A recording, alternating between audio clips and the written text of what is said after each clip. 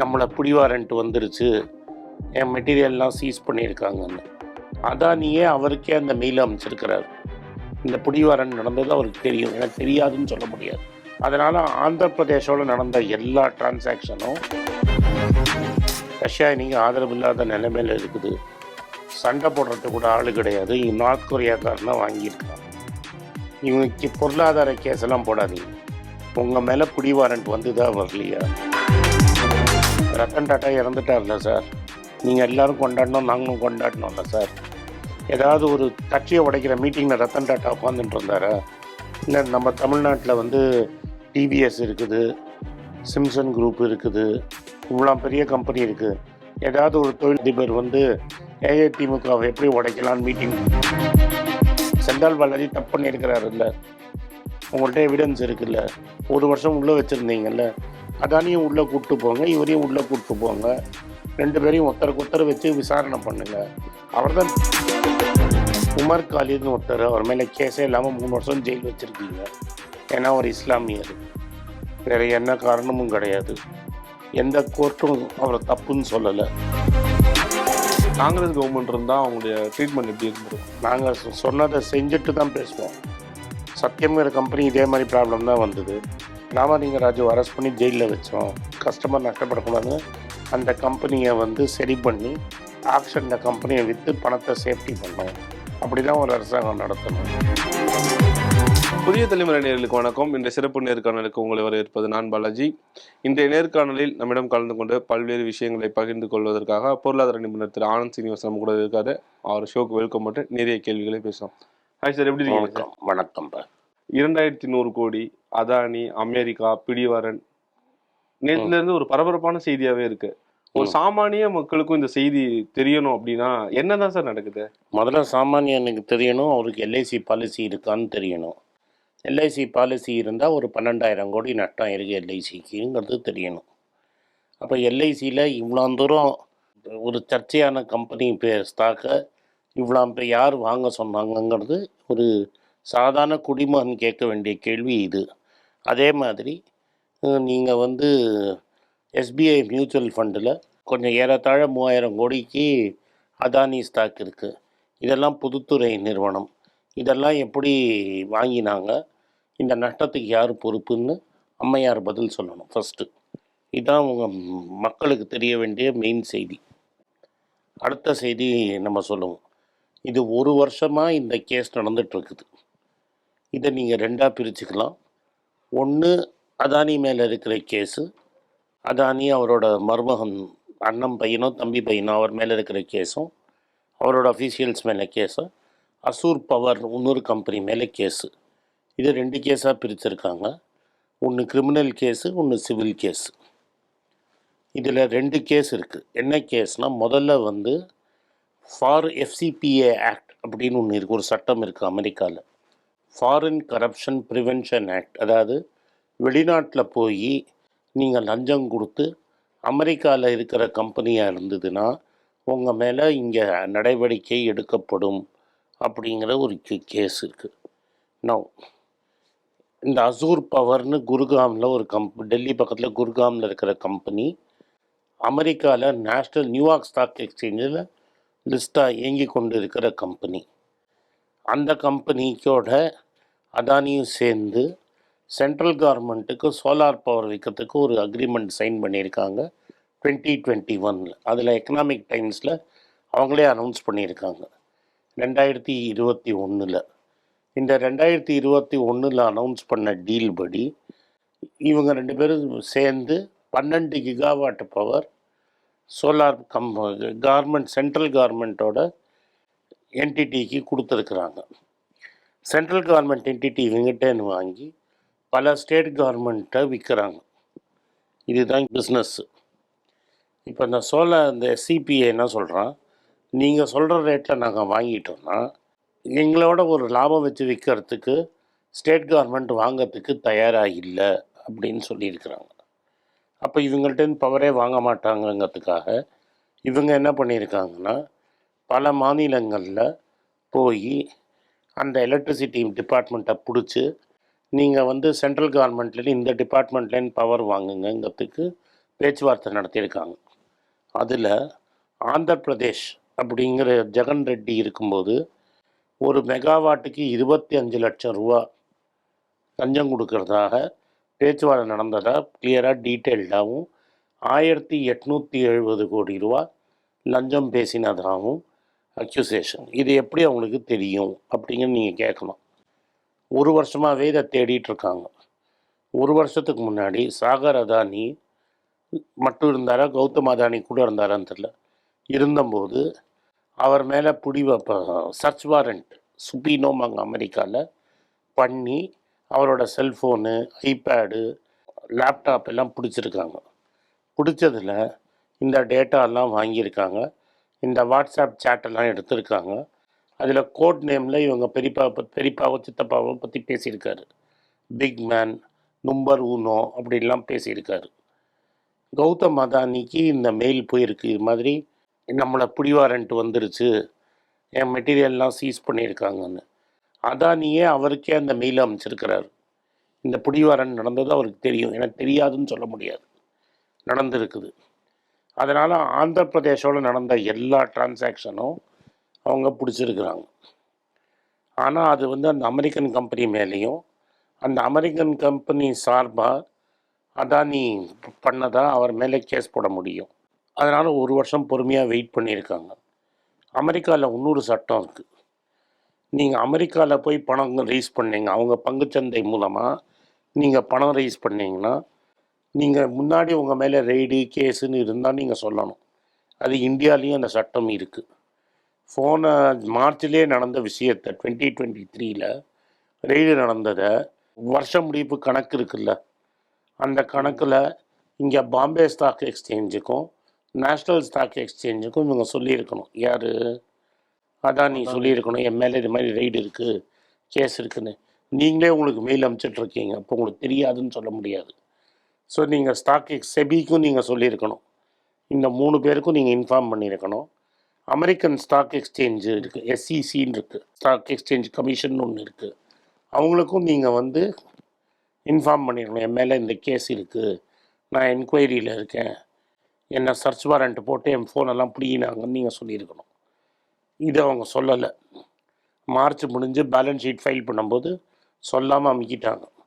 அதாவது முழு பூசிக்கு நான் சோத்திர மறைக்கிற மாதிரி மறைச்சிருக்கேன். ஏன்னா இங்கே நம்மளுக்கு வேண்டியவங்க தானே இருக்கிறாங்க, நம்மளை காப்பாற்றிடுவாங்கங்கிறதுக்காக பண்ணியிருக்கிறாங்க. அவன் பொறுமையாக வெயிட் பண்ணியிருக்கிறான். போன வாரம் என்ன இருக்குன்னா, இவங்க 300-600 மில்லியன் டாலர், அதாவது ஒரு 5000 கோடி அமெரிக்காவில் கடன் பத்திரம் மூலமாக ரைஸ் பண்ண ட்ரை பண்ணியிருக்காங்க. அப்போ ஃபைல் பண்ணுவாங்கல்ல, நாங்கள் இது மாதிரி கடன் பத்திரம் பிடிக்க போகிறோன்னு. அப்போ ஃபைல் பண்ணும்போது லபக்குன்னு இவன் பிடிச்சி கோர்ட்டில் கேஸ் போட்டான். ஸோ ஒன்று, அந்த அமெரிக்கன் கம்பெனியை நீங்கள் ஹெல்ப் பண்ணீங்க. 2வது, நீங்கள் எங்கள்கிட்ட சொல்லாமையே பணத்தை ரைஸ் பண்ணீங்க. நீங்கள் செபிக்கும் சொல்லலை, NSEக்கும் சொல்லலை, BSEக்கும் சொல்லலை. இதெல்லாம் கிரிமினல் குற்றம். பிடிச்சதில் என்னெல்லாம் வந்திருக்குன்னா, இவங்க லஞ்சம் பேசினாங்க, லஞ்சம் கொடுத்ததா பேச்சுவார்த்தை இருக்குல்ல, அந்த பணத்தை அசூர் எப்படி திரும்பி இவங்களுக்கு கொடுக்கறதுன்னு அவங்க ப்ரெசன்டேஷன்லாம் கொடுத்துருக்காங்க. ஏன்னா அது அமெரிக்கன் கம்பெனி, லஞ்சம்னு சொல்லி எழுத முடியாது. ஸோ எந்த மாதிரி மெத்தட்லலாம் பணத்தை திருப்பி கொடுக்கலான்னு எழுதியிருக்கிறாங்க. இதனால் என்ன ஆயிடுச்சுன்னா, கீனியாக்காரன் அவனோட 2 கான்ட்ராக்ட் கொடுத்துருந்ததை கேன்சல் பண்ணிட்டான்.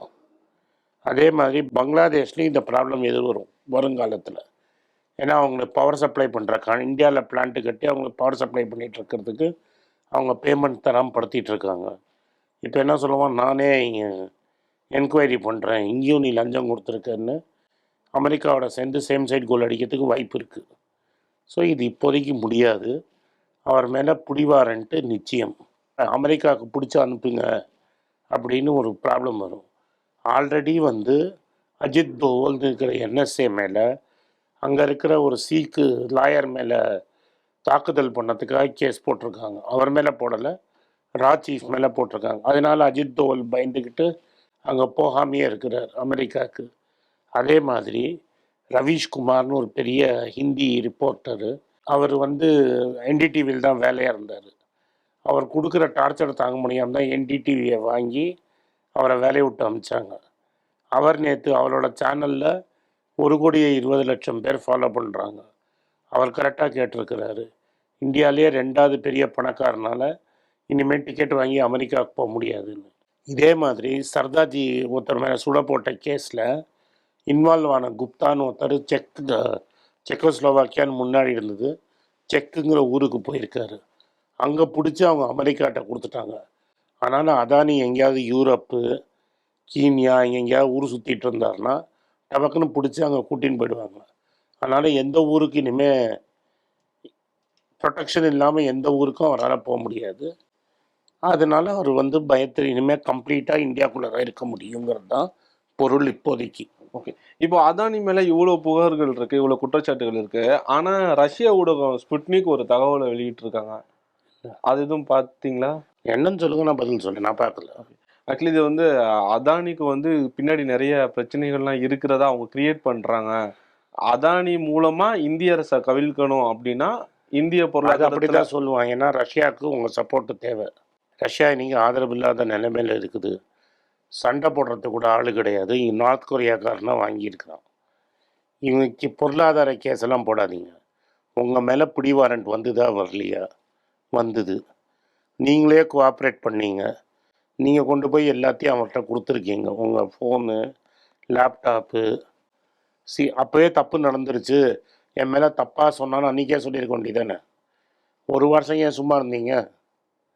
இன்றைக்கி நான் ஒன்றும் பண்ணலன்னு சொல்கிறவர் என் ஃபோனை பிடிக்கிட்டாங்க, நான் அமெரிக்காவில் இருந்தேன், லபோதீப் நம்ம கலாமை சர்ச் பண்ணாங்க, உங்களுக்கு ஞாபகம் இருக்கும். அப்போ கலாம் சர்ச் பண்ணது அன்றைக்கே பெரிய இஷ்யூ ஆயிடுச்சு. எங்கள் மன்மோகன் சிங் பிரதமராக இருக்கும்போது நம்ம தூதுவரை கூப்பிட்டு கேட்டோம், நீங்கள் எப்படி எங்கள் பிரசிடெண்ட்டை சர்ச் பண்ணுவீங்கன்னு. அப்போது நீ நிஜமாகவே நீ உன் நெஞ்சில் ஒன்றுமே இல்லைன்னா என் ஃபோனை ஏன் கேட்குறேன்னு அன்றைக்கே சொல்லியிருக்கணும்ல. ஃபோனு எல்லாத்தையும் கொடுத்துட்டு வாயை மூடிட்டு சும்மா இருந்துட்டு இன்றைக்கி எல்லாம் எவிடன்ஸ் எல்லாம் வந்தப்புறம் ஒன்றும் இல்லைன்னு சொன்னால் எவன் நம்புவான்? அப்போ உன் மேலே நீ தப்பே பண்ணல, என் ஃபோனை வாங்கினான்னு ஏன்னு சொல்லன்னு தானே கேட்குறான் அவன். இப்போ ட்ரம்போட வெற்றிக்கு இவர் எக்ஸ்ல ஒரு வாழ்த்து சொன்னது தான் ஆளும் அரசாங்கத்துக்கு அது ரொம்ப பெயினா இருக்கு. இதுக்கு அரசாங்கம் ஒன்றும் இவன் மேலே அங்கே லிஸ்ட் பண்ண கம்பெனியில் அந்த அக்யூஸ்டாலெல்லாம் என் வேலையை விட்டு போயிட்டான். ஃபீ நூதினா போலீஸ் வரதெல்லாம் கிடையாது. சட்டம் அந்த ஊரில் கான்ஸ்டியூஷனு 300-200 வருஷமாக இருக்காங்க. எவ்வளோ வருஷமாக இருக்குது? 250 வருஷமாக இருக்குது. 1776லேருந்து இருக்குது. அந்த ஊரில் ட்ரம்ப்பே 2 டேர்ம் தான் இருக்க முடியும். 4 வருஷம் கழித்து ட்ரம்ப்பு கிடையாது. ட்ரம்ப்பு நினச்சா ஒன்றும் பண்ண முடியாது, வேணால் தள்ளி தான் போடலாம். நாங்கள் என்ன கேட்குறோன்னா, அவன் தப்பு பண்ணல. சந்தேகத்தின் பேரில் 2 சீஃப் மினிஸ்டர் அரெஸ்ட் பண்ணீங்க, ஒரு டெப்டி சீஃப் மினிஸ்டர் அரெஸ்ட் பண்ணீங்க. இங்கே செந்தில் பாலாஜியை 1 இயர் வச்சுருந்தீங்க. இதெல்லாம் சந்தேகத்தின் பேரில். அப்போ சந்தேகத்தின் பேரில் இவரை ஏன் ஒரு நாளைக்கு கூட போலீஸ் ஸ்டேஷனுக்கு கூப்பிடல? இந்த செபி சீஃப் மேலே பல காசு வாங்கினதுக்கு காங்கிரஸ் கட்சியும் ஹிண்டன்பர்க்கும் எவிடன்ஸ் கொடுத்துருக்காங்க. ஐசிஐசிஐ காசு கொடுத்துருக்கு, டாக்டர் ரெட்டி காசு கொடுத்துருக்கு, மஹேந்திரா அண்ட் மஹேந்திரா காசு கொடுத்துருக்கு. இன்னொரு கம்பெனி அவங்களோட வீட்டு 10 ரூபா வீட்டு வாடகைக்கு 15 ரூபா கொடுத்து வாடகை வீட்டு எடுத்திருக்கான். அதெல்லாம் எவிடன்ஸோடு கொடுத்துருக்கோம். நீங்கள் ஒரு நாளைக்கு கூட என்கொயரி வைக்கலையே. இப்போ ரத்தன் டாட்டா இறந்துட்டார்ல சார், நீங்கள் எல்லோரும் கொண்டாடணும், நாங்களும் கொண்டாடணும்ல சார். ஏதாவது ஒரு கட்சியை உடைக்கிற மீட்டிங்கில் ரத்தன் டாட்டா உட்காந்துட்டு இருந்தாரா? இல்லை நம்ம தமிழ்நாட்டில் டிவிஎஸ் இருக்குது, சிம்சன் குரூப் இருக்குது, சிவ்நாடார் இருக்கிறாரு, இவ்வளோ பெரிய கம்பெனி இருக்குது. ஏதாவது ஒரு தொழிலதிப அதிபர் ஏஐதிமுகவை எப்படி உடைக்கலான்னு மீட்டிங் போட்டுட்டு இருந்தாரா? நீங்கள் டெப்டி சிஎம்மாக போட்டிருக்கிறவர் தானே இந்த கேள்வியெல்லாம் கேட்குறாரா இல்லையா? அதுக்கே என்கொயரி வைக்கல. மோடிக்கு ரொம்ப செல்ல பிள்ளையாக இருக்கிற வினோத் தாவ்டே அப்படின்னு இருக்கிற டெப்டி ஜெனரல் செக்ரட்டரி கையும் கவலமாக 5 கோடியோடு பிடிபட்டாரா இல்லையா? அதெல்லாம் காசு எங்கேன்னு வருது? இங்கேருந்து தான் வருது. அதானியினுடைய பங்கு சரிவுனால யாருக்கு லாபமாக இருக்கும்னு நினைக்கிறீங்க? யாருக்கு லாபம்? என்ன தப்பாக கம்பெனியை வாங்கினாங்க, லாபம் பண்ணதெல்லாம் ஃப்ராடு. இப்போ சத்யம் கம்பெனி ஃப்ராடு பண்ணிடுச்சு, ஷேர் 2 ரூபாய்க்கு விழுந்துருச்சு, அதை மஹேந்திராவுக்கு விற்றுட்டீங்க. நீங்கள் ஃப்ராடு பண்ணீங்க, அந்த கம்பெனியோட ஷேர் விழுந்துருச்சு. அந்த கம்பெனியை வேறு யார் டாட்டா மாதிரி நல்லவங்களுக்கு விற்றீங்கன்னா கம்பெனி வெளியே திரும்பி வரும். பண்ணது திருட்டுத்தனம் அப்படின்னு அமெரிக்கா சொல்கிறது அவர் பண்ணது கரப்ஷன், திருட்டுத்தனம்னு. அப்போ அமெரிக்கா பங்குச்சந்தை கீழே தானே விழும். எல்ஐசியை அவ்வளோ தூரம் வாங்க விட்டது யார்? எஸ்பிஐயில் வாங்க விட்டது யார்? ஒரு பார்லிமெண்ட் தான் ஒரு நாட்டுக்கு சுப்ரீமு. பார்லிமெண்ட்டில் இருக்கிற பிஏசி பப்ளிக் அக்கௌண்ட்ஸ் கமிட்டியில் எங்கள் முன்னாடி ஆஜராயிடுங்கன்னு சொல்கிறாங்க. ஏன் ஆஜரால? அவங்கள ப்ரொடெக்ட் பண்ணுறது யார்? ப்ரெஸ் தானே கேட்கணும். அப்புறம் நீங்கள் என்ன சொல்கிறீங்க? பாலாஜி சின்ன பையன், அவன் தப்பு பண்ணது. அஜித் படத்தில் ஒரு டைலாக் வருமே, 1000 ரூபா அடித்தா போலீஸ் ஸ்டேஷனில் வச்சு அடிப்பீங்க, 1000 கோடி அடிச்சிட்டான்னா அவனுக்கு 5 ஸ்டார் ஹோட்டலில் அவன் தங்கிட்டு இருப்பானே. துணியில் ஒரு டைலாக் வந்ததில்ல, பாலாஜி 1000 ரூபா அடித்தா அவனை போலீஸ் ஸ்டேஷனில் வச்சு அடிப்பேன். 1000 கோடி அடித்தவன்லாம் ஏன் பிடிக்க மாட்டேங்கிறீங்க? ஒரு என்கொயரியே வைக்க மாட்டேங்கிறீங்க. பிஜேபிக்காரங்க என்ன சொல்கிறாங்க? இவங்கெல்லாம் காங்கிரஸ்காரங்க, காங்கிரஸும் அப்போசிஷன் ரூல்டு ஸ்டேட் தானே. எங்கள் தலைவன் சொல்கிறானே, அவங்களையும் தூக்கி உள்ளே வை. இப்போ சத்தீஸ்கரில் பாகில் தான் கையெழுத்து போட்டிருக்காரு அப்படின்னு ஒரு எவிடன்ஸ் இருந்தால் தூக்கி வை. ஜெகன் ரெட்டியை தூக்கி வை. செந்தால் பாலாஜி தப்பு பண்ணியிருக்கிறாருல்ல, உங்கள்கிட்ட எவிடன்ஸ் இருக்குல்ல. 1 வருஷம் உள்ளே வச்சுருந்தீங்கல்ல, அதானியும் உள்ளே கூப்பிட்டு போங்க, இவரையும் உள்ளே கூப்பிட்டு போங்க, 2 பேரையும் ஒருத்தருக்கு ஒருத்தர் வச்சு விசாரணை பண்ணுங்க. அவர் தான் தெளிவாக சொல்லிட்டாரு, நான் அவரோட டீலிங் வச்சேன்னா, நான் டீலிங் வச்சது எஸ்சிசிஐயோட, அது சென்ட்ரல் கவர்மெண்ட்டு நிறுவனம். அப்போ அந்த சீஃபை பிடிங்க. நீங்கள் 4 பேரை உள்ளே கூப்பிட்டு போனால் தானே சார் உண்மையே தெரியும். நீங்கள் யாரையும் கேட்க மாட்டீங்க, இப்படி பார்த்துட்டே இருப்பீங்க. கேட்டால் இஸ்லாமியர் அடிப்பேன், இஸ்லாமியர்னால இந்தியாவுக்கு டேஞ்சரை, இஸ்லாமியர் அடித்தா 2000 கோடி. இதே ஒரு இஸ்லாமியர் பிஸ்னஸ்மேன் பண்ணியிருந்தா சும்மா இருந்திருப்பாங்களா? இது நீங்கள் ராகுல் காந்தியோட வீடியோ பார்த்தீங்கன்னா 10 நாளாக அவர் சொல்லிட்டு இருக்கிறாரு. நேற்று 1 மணி நேரம் வீடியோ போட்டு ப்ரெஸ் கான்ஃபரன்ஸ் தெளிவாக சொல்லிட்டார்ல என்ன நடந்ததுன்னு. நான் சொல்கிறது எல்லாமே அமெரிக்காவில் என்ன நடந்ததுங்கிறது தான் சொல்கிறேன். எனக்கு ஒன்றும் ஸ்பெசிஃபிக் நாலேஜ் கிடையாது, பேப்பரில் படித்து தான் நான் சொல்கிறேன் உங்களுக்கு. இந்த அம்மா மேலே இந்த அக்விசிஷன்லாம் இருக்குது, இன்கம் டேக்ஸ் ரிட்டர்னு, பேங்க் ஸ்டேட்மெண்ட்லாம் கொடுக்குறாங்க. இந்த அம்மா போய் நான் ஒன்றுமே பண்ணலங்கிறாங்க. அப்போ பார்லிமெண்ட்ரி கமிட்டி முன்னாடி போக வேண்டி தானே. கரெக்டாக இல்லையா? இப்போ இந்த பிரச்சனை இந்தியாவிற்கும் அமெரிக்காவுக்குமா, அதானிக்கும் அமெரிக்காவுமா? அதானிக்கும் அமெரிக்காவும் கிடையாது. அதானி அமெரிக்க முதலீட்டாளர்களை ஏமாற்றிட்டாரு அப்படின்னு அமெரிக்கன் கவர்மெண்ட் அதானி மேலே கேஸ் போட்டிருக்கு. இந்தியாவுக்கும் அதுக்கும் சம்மந்தமே கிடையாது. நீங்கள் ஏன் இந்தியாவை கொண்டு வரீங்க? அவன் இந்தியன் கவர்மெண்ட் மேலேயா கேஸ் போட்டிருக்கிறான்?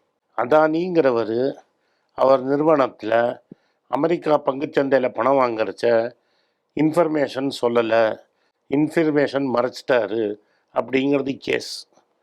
அசூருங்கிற கம்பெனி அமெரிக்காவில் லிஸ்டாக இருக்கிற கம்பெனி, இங்கே இந்தியன் அஃபீஷியலுக்கு லஞ்சம் கொடுத்துருக்காங்க, அதுக்கு கௌதம் அதானி வேலை செஞ்சுருக்கிறாருன்னு அமெரிக்கன் கவர்மெண்ட் சொல்லுது. அதுக்காக அமெரிக்கனோட நம்ம ஊர் சிபிஐ மாதிரி அந்த ஊரில் எஃபிஐ இருக்குது, எஃபிஐ கேஸ் போட்டிருக்கு. இதுக்கும் இந்தியன் கவர்மெண்ட்டுக்கு என்ன சம்மந்தம் இருக்குது? உங்கள் பிரதமருக்கு வேணுங்கிறவர்னால உடனே அவன் இந்தியாவுக்கு அகேன்ஸ்டாக கேஸ் போட்டான்னு சொல்லுவீங்களா? அவன் இந்தியன் கவர்மெண்ட் தப்புன்னு சொன்னானா?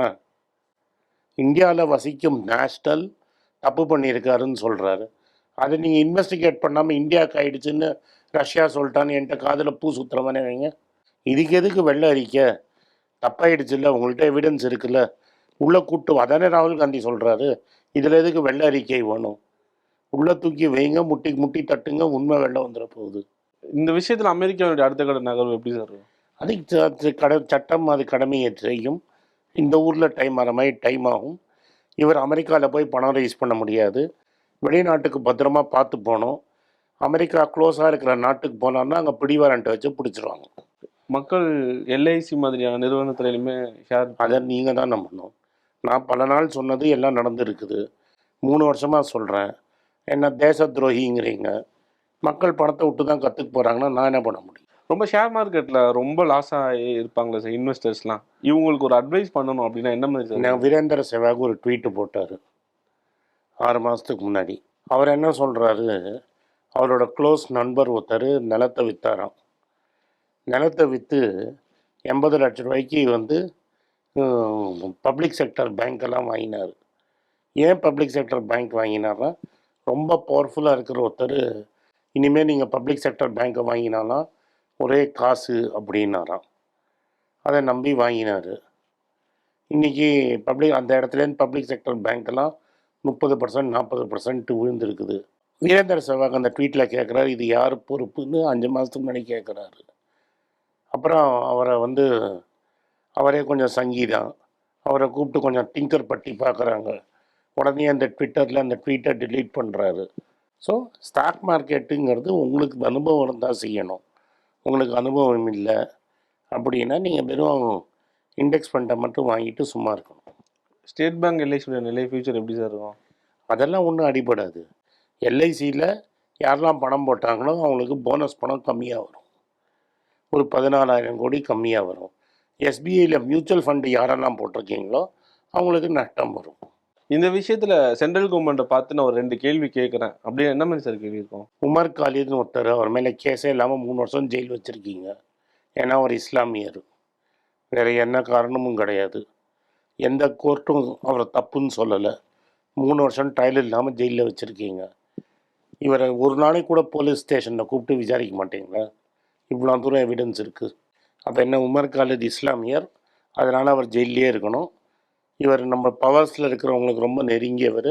இவர் மேலே நாங்கள் இன்வெஸ்டிகேஷனே பண்ண மாட்டோம். ஸ்டாக் மியூச்சுவல் ஃபண்டு, எஸ்ஐபிஐ இதெல்லாம் தாண்டி ஆப்ஷன் ட்ரேடிங்கில் நிறைய யங்ஸ்டர்ஸ்லாம் இருக்கிறதா சொல்கிறாங்க. ஆமாம், நிறைய நஷ்டம் இருக்குது. நிறைய பேர் வந்து பேங்க்கில் கடன் வாங்கி ஆப்ஷன்ஸில் விட்டு நஷ்டமாயிருக்காங்க. இந்த ஆப்ஷன்ஸுங்கிறதுக்கு 2 எக்ஸாம்பிள் தரேன். ஒன்று சுரண்டல் லாட்ரி போட்டு பணத்தை விடுற மாதிரி, இல்லாட்டா நம்ம ஊர்லலாம் சும்மா இல்லீகலாக 3 சீட்டு கேம் ஆடுவாங்க. வெய்ராஜான்னு சொல்லுவாங்க, ஒரு சீட்டில் வைக்கிறது. இன்றைக்கி யங்ஸ்டர்ஸ் பண்ணுற ஆப்ஷன்ஸு இது மாதிரி வெய்ராஜா வச்சு பண்ணுறது. பல பேர் பல ஆயிரம் பல லட்சம் பேர் பல லட்ச ரூபா நஷ்டம் ஆயிருக்காங்க. என்கிட்டே வந்திருக்காங்க. பல கோடி நஷ்டம் ஆனவங்களும் இருக்காங்க. பாம்பேயில் 2 பேர் சூசைடு கூட இப்போ பண்ணிக்கிட்டாங்க. அரசாங்கம் பொறுப்போடு இருந்து ரீட்டைல் இன்வெஸ்டர்லாம் இதுக்குள்ளே இருக்கக்கூடாதுன்னு சட்டம் போடணும்னு என்னோட வேண்டுகோள். அது கேம்லிங் தானே சார்? கேம்லிங்கே தான். ஆப்ஷன் ட்ரேடிங்கிறது ஒரு கேம்லிங். Definite gambling. என்ன விஷயம்னே தெரியாது. இந்த அதானி மேட்டர்லேயே என்ன நடந்துருக்குது அப்படின்னு இருக்காது. சில பேர் வந்து ஒரேடியாக ஆப்போசிஷன் என்ன மாதிரி இருக்கிறவங்க, விஷயம் தெரியாதவங்க, அதானி கொலையே பண்ணிட்டான்னு சொல்லுவாங்க. 300 சைடில் இருக்கிறவங்க அதானி தப்பே பண்ணலன்னு சொல்லுவாங்க. நம்ம அரசியல் நோக்கத்தோடு பார்க்க வேண்டாம். நாங்கள் கேட்குறது இதுதான் அக்யூசேஷன். இவ்வளோ தூரம் பண்ணியிருக்காரு. அவங்களோட ஃபோன்லேருந்தே வாட்ஸ்அப்பு இதெல்லாம் எடுத்திருக்கோம். ஸோ இதுக்கு பதில் சொல்லணும். நான் வந்து அவரை பர்மனெண்ட்டாக ஜெயிலில் வைக்கணும்னு இல்லை. நீங்கள் அரெஸ்ட் பண்ணி உள்ளே கூட்டின்னு போனால் தான் உண்மை வெளில வரும். இந்த விஷயத்தில் காங்கிரஸ் கவர்மெண்ட் இருந்தால் அவங்களுடைய ட்ரீட்மெண்ட் எப்படி இருந்திருக்கும்? ஏன் இப்போ நாங்கள் ராமலிங்க ராஜு என்ன பண்ணோம்? நாங்கள் சொன்னதை செஞ்சுட்டு தான் பேசுவோம். சத்தியம்ங்கிற கம்பெனி இதே மாதிரி ப்ராப்ளம் தான் வந்தது. ராமலிங்க ராஜு அரெஸ்ட் பண்ணி ஜெயிலில் வச்சோம்.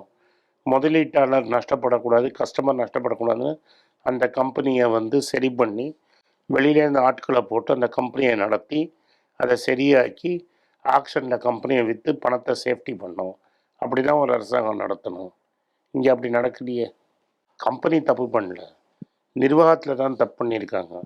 அப்போ ஒரு பொறுப்புள்ள அரசாங்கம்னா அது தேசிய சொத்து அந்த கம்பெனிங்கிறது. அந்த கம்பெனியை ஃப்ரீஸ் பண்ணி மேனேஜ்மெண்ட்டை மாற்றி இந்த கம்பெனியை வேறு யாருக்காவது ஆக்ஷனுக்கு விட்டு அவங்க தப்பு பண்ணியிருந்தா அவங்க மேலே ஆக்ஷன் எடுங்க. நார்மலாக ஒரு லோன் வாங்க போனாலே நிறைய இன்வெஸ்டிகேஷன் பண்ணுவாங்க, பேக்ரவுண்ட் ஒர்க் பண்ணுவாங்க. அதை நீங்கள் தானே கேட்கணும். இவ்வளோ பெரிய லோனு எப்படி கொடுத்தாங்க? இதே தான் நாங்களும் கேட்குறோம். உங்களால் வந்து லோன் வாங்கிட முடியுமா? 25 லட்ச ரூபா உங்களுக்கு செக்யூரிட்டி இல்லாமல் ஒரு பேங்க் கொடுப்பானா? அது மாதிரி உங்களை மாதிரி ஆளுங்க கொடுத்த லோன்லாம் சரியாக கட்டலன்னு சொல்லி தான் உங்களை மாதிரி வேலை செய்கிறவங்களுக்கு கூட லோன் கொடுக்கக்கூடாதுன்னு ஆர்பிஐ சொல்லுது. பாலாஜி மாதிரி ஆட்களுக்கு பர்சனல் லோன் கொடுக்கக்கூடாதுன்னு சொல்கிற ஆர்பிஐ ஏன் இவங்களை இதை பற்றி கேட்கல? இதை தான் ராகுல் காந்தி கேட்குறாரு. ரொம்ப பிஸியான ஷெடியூலில் எங்களுக்காக நேரம் ஒதுக்கி நிறைய விஷயங்களை பகிர்ந்து கொண்டமைக்கு மிக்க நன்றி. நன்றி சார். மீண்டும் மற்றொரு நிகழ்ச்சியில் சந்திக்கிறேன். அதுவரை உங்களிடமிருந்து விடைபெறுவது நான் பாலாஜி.